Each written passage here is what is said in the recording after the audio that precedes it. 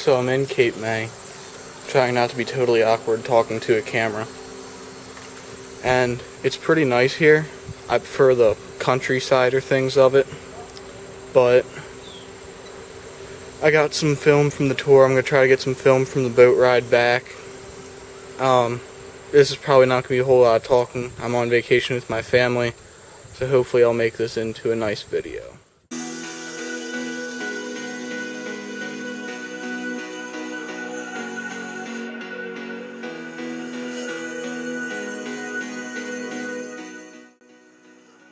So right now, we're coming up on the Cape May Bridge and Canal. So, you might not have known, but Cape May is actually an island. And this is also the only hill in Cape May. So, they say it's really good for running and bike riding and doing things outdoors.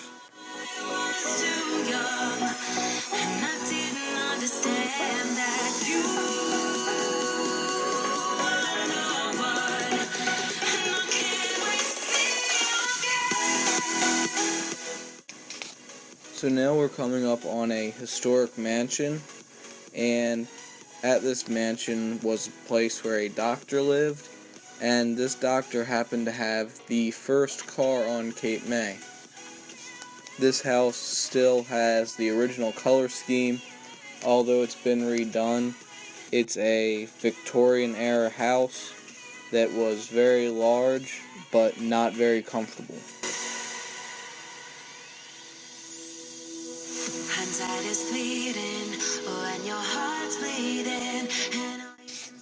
Down the street here was the Fisherman's Memorial for a few fishermen who died offshore. On Cape May, no surprise, there's a lot of large beaches, very nice beaches. Here's one of the beaches that we drove by. Right now we're coming up on the lighthouse, which had been restored, and we did end up climbing it as well.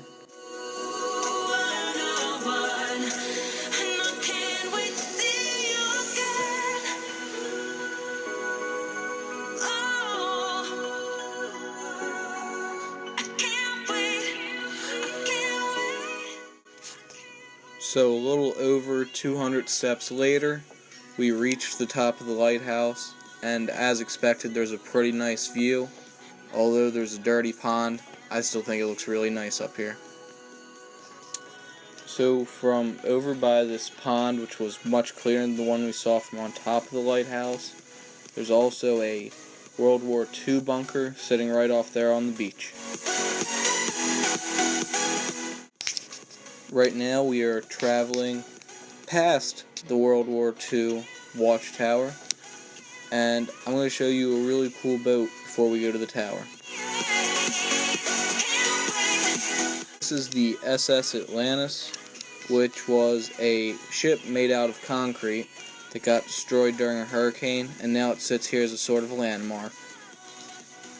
We're now at the tower, and we are getting ready to climb it. So, in this tower, they have plaques with the names of people who served around here and at this tower, which I think is a really nice aspect.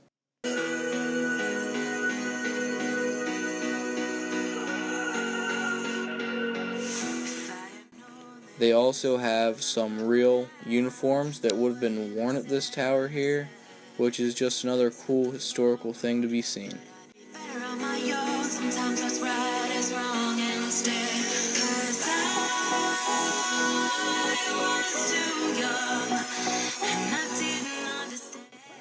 From the top of the tower, you can see a really nice panoramic view, some of which is over land and beach, and some of which is over the water.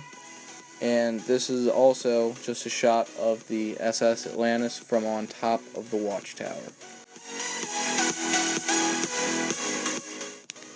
So now we are leaving the watchtower, and we are starting to make our way back to the ferry terminal or station. I'm not exactly sure what it's actually called.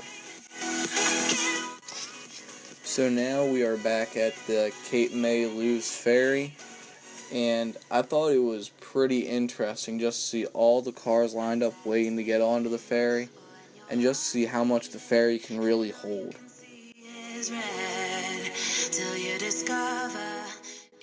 Alright guys, we are back on the ferry, sitting outside right now, and something you might not know about this ferry is that it actually goes through the Delaware Bay's shipping channel, which it's pretty neat to be able to get that close to the tankers. You know, in the Chesapeake we can see a lot of them, but we're just looking at them from shore, so this is much closer than I've ever gone to the tankers before.